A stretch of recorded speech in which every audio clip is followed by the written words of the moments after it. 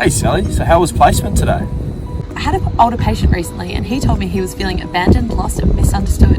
What's that about?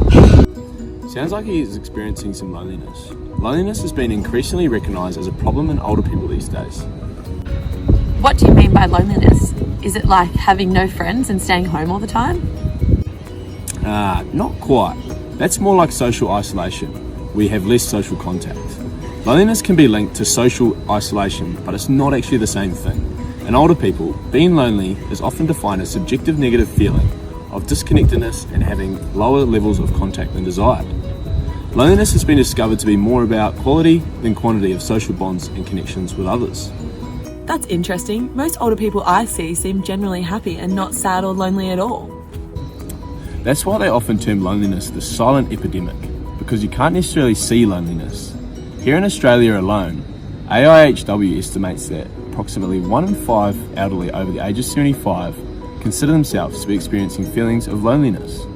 So if you see 10 older patients in a day, you could expect that potentially 2 of those could actually be feeling lonely. So it sounds pretty common, I guess. But what does that have to do with his health?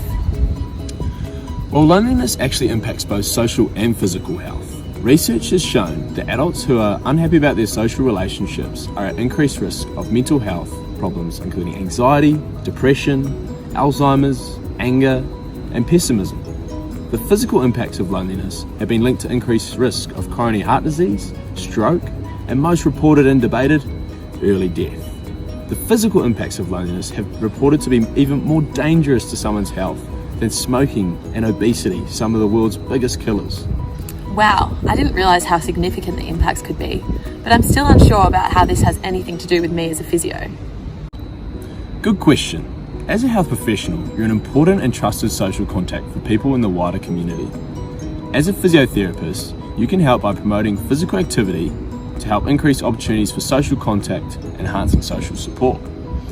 Physical activity is said to be the most effective drug for not only the health benefits, but reducing loneliness.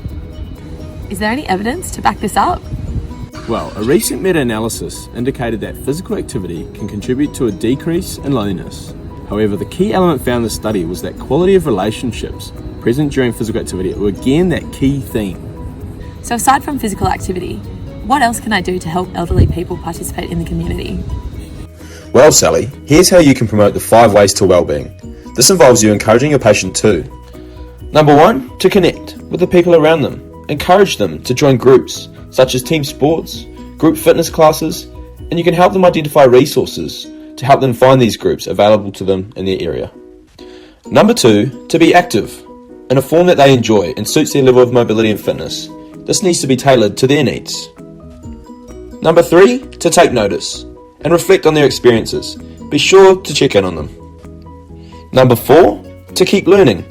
Learning new things will help them become more confident, and it also can be fun. And number 5, to give. For example, by volunteering their time for a charity or joining a community group near them.